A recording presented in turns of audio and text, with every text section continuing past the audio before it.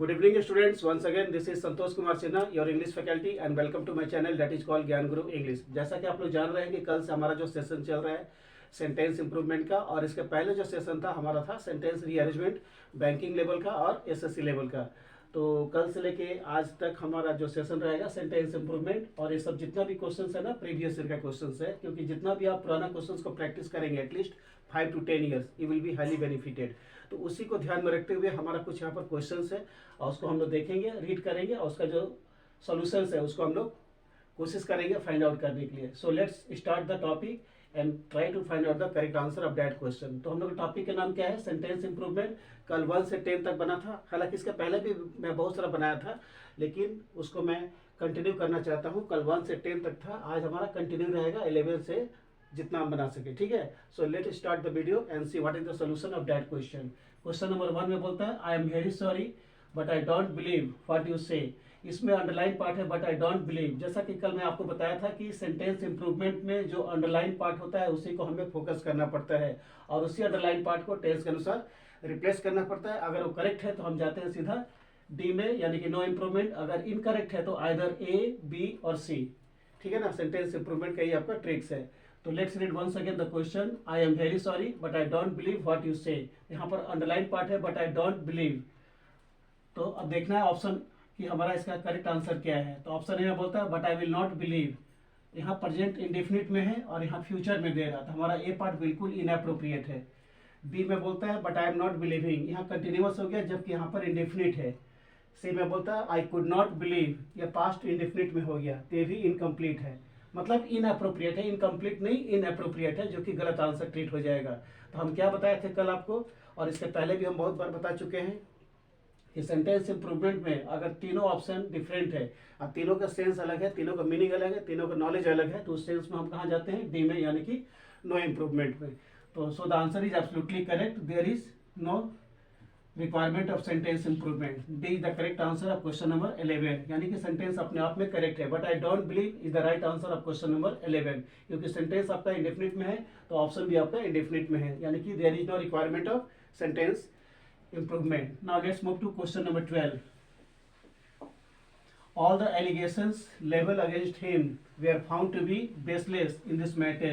एक बार और देखते हैं। All the allegations leveled against him, मतलब जितना भी एलिगेशंस था, जितना भी डिस्प्यूट था, जितना भी आरोप था उसके अगेंस्ट में जो लगा हुआ था सब बेसलेस साबित हो गया इस मैटर में। तो यहाँ पर अंडरलाइन पार्ट है लेवल अगेंस्ट हिम। तो ऑप्शन देखते हैं क्या बोलता है। यहाँ पर बोलता है लेवल्ड फॉर हिम, बिल्कुल अलग है। यहाँ पर बोलता है level against for him, against for him, ये भी इनअप्रोप्रिएट हो गया। सी में बोलता है लेवलिंग विथ फॉर, ये भी इनअप्रोप्रिएट हो गया। So D is the correct answer of question number 12। एक बार और देखते हैं। All the allegations level against him is the right answer of question number 12, यानी कि डी में हमारा आंसर जाएगा, क्योंकि ए, बी, सी तीनों डिफरेंट है, इसलिए करेक्ट आंसर हो गया d. Now let's move to question number 13। No sooner he reach home then all the villagers gathered at his home to listen to his story. तो हमारा यहाँ पर है ही रीच, जैसा कि मैं आपको पढ़ा चुका हूँ। नो सूनर से जो भी क्वेश्चंस बनेगा, नो सूनर से जो भी क्वेश्चंस बनेगा, तो यहाँ पर ये पास्ट में जा रहा है, क्योंकि इसको देख के हम समझ गए कि पास्ट में जा रहा है, ठीक है। गैदर हो गया, यानी कि सभी गांव के लोग इकट्ठा हो गए थे उसकी कहानी को सुनने के लिए। तो जैसे वो घर पहुंचा, गांव के जितने भी ग्रामीण लोग थे सब लोग उसके घर के आसपास इकट्ठा हो गए, या घर में उसके इकट्ठा हो गए उसकी कहानी को सुनने के लिए। तो गैदर से पता चलता है कि हमारा क्वेश्चन पास्ट में जा रहा है। तो ये जो अंडरलाइन पार्ट है ना, ही रीच इनअप्रोप्रिएट है, मतलब गलत है। तो इसका आंसर हो जाएगा डिड ही रीच। ऐसे no sooner did he reach, जैसे हुआ घर पहुंचा सारे ग्राम के लोग उसके घर में पहुंच गए उसके कहानी को सुनने के लिए। ऐसे no sooner did he reach, did के साथ हमेशा वर्ब का V1 होता है, डिड ही रीच होगा REACH। Now let's see question number 14। She cut a sad figure in her first performance on the stage. ये जो है ना अ सैड फिगर आपका इडियम्स ऑफ फ्रेज में मिलेगा। She cut a sorry figure होता है, means she felt very guilty और सी फील वेरी गिल्टी। जब हम लोग कोई काम को करते हैं और उस काम में हमें नेगेटिव फीलिंग होता है, यानी कि हम लोग को शर्म आती है, तो हम लोग उसमें सॉरी फिगर फिट करते हैं। ऐसे I feel a sorry figure in this matter, sorry figure होता है, और I cut a sorry figure in this matter, in this matter I am feeling a very sorry figure, और I cut a sorry figure in this matter. जब भी हम लोग को कोई चीज़ का गिल्टी होता है, जब हम लोग को शर्म आती है या नेगेटिव फील करते हैं, तो उसमें हम लोग सॉरी फिगर को कट करते हैं, I cut a sorry figure होता है। तो यहाँ पर क्या बोलते हैं, C cut a sad figure की जगह C cut a sorry figure हो जाएगा। C cut a sorry figure, C cut a sorry figure, ये is the correct answer of question number 14। ऐसे C cut a sorry figure in her first performance on the stage, यानी कि जो उसका पहला performance था जो स्टेज पर हुआ था उसमें उसको बहुत ज़्यादा शर्मिंदगी महसूस हुआ था। Now let's see question number 15। You must accustom yourself with, underline किया हुआ है, न्यू आइडियाज, यानी कि आपको अपने नए आइडिया के साथ में एकदम मतलब वहाँ मिल जाना चाहिए। इसका मीनिंग है अकस्टम योरसेल्फ विथ, यहाँ रिप्लेस करने को बोलता है अकस्टम योरसेल्फ विथ। अब आपको देखना है कि according to tense this sentence is right और रॉन्ग। ऑप्शन ए में बोलता है अकस्टम्ड योरसेल्व्स विथ, यहाँ पर बोलता है योरसेल्फ और यहाँ पर बोलता है योरसेल्व्स, जो कि इनअप्रोप्रिएट हो गया, यानी कि इनकरेक्ट हो गया। और यहाँ प्रेजेंट है और यहाँ पास्ट है, तो मैच नहीं कर रहा है, इसलिए आंसर इसका गलत हो जाएगा। बी में बोलता है accustom to yourself from, यहाँ फ्रॉम लग गया जबकि यहाँ पर विथ है, ये भी हमारा आंसर इनअप्रोप्रिएट हो गया। सी में बोलता है अकस्टम योर सेल्फ टू, तो हमारा करेक्ट आंसर हो गया सी, ऐसे हो जाएगा you must accustom yourself to new ideas, ऐसे you must accustom yourself to new ideas. So the correct answer of question number 15 is C, accustom yourself to होगा। So this is the correct answer of question number 15।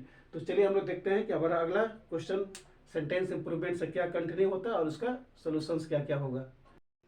तो चलिए देखते हैं कि हम लोग का सेंटेंस इंप्रूवमेंट से अगला क्वेश्चन क्या है और उसका सोल्यूशंस क्या होगा। So let's read question number 16। They felt humiliated because they realised that they had been cheated very badly, यानी कि उन लोगों को बहुत बेइज्जती महसूस हुआ क्योंकि उन लोग को रियलाइज हो गया कि उनके साथ बहुत ज़्यादा चीटिंग किया गया था।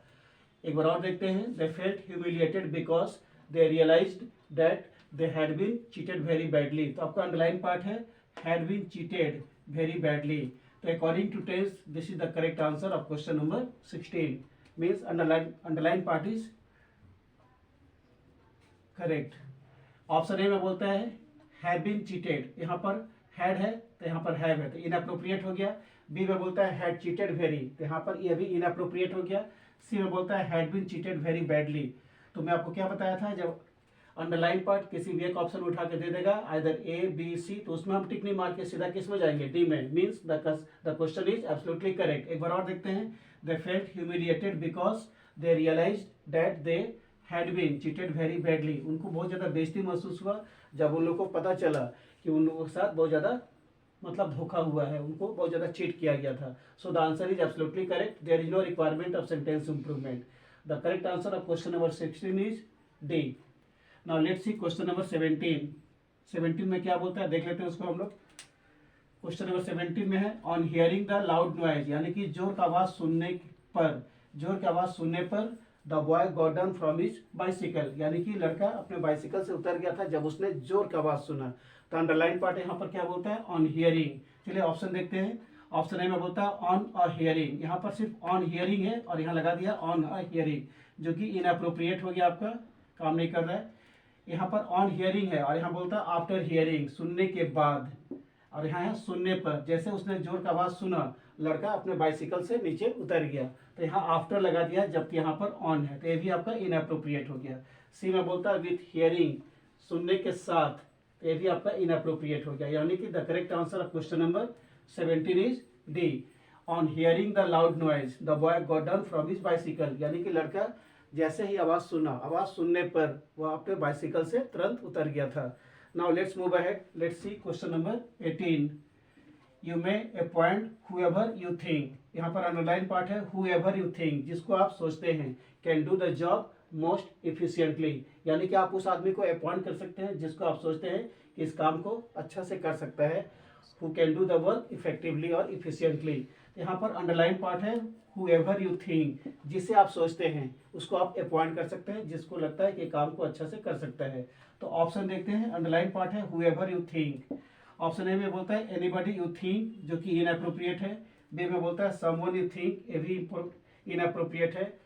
सी में बोलता है हुमेवर यू थिंक, जिसे, ये भी आपका इनअप्रोप्रिएट है। तो करेक्ट आंसर हो गया डी, यानी कि अभी तक हमारा आंसर जा रहा है डी डी डी, तो इसका भी करेक्ट आंसर है डी, यानी कि हुएवर यू थिंक, जिससे आप सोचते हैं कि इस काम को इफेक्टिवली और बहुत अच्छा से कर सकता हो. So the correct answer of question number 18 is D. There is no requirement of sentence improvement.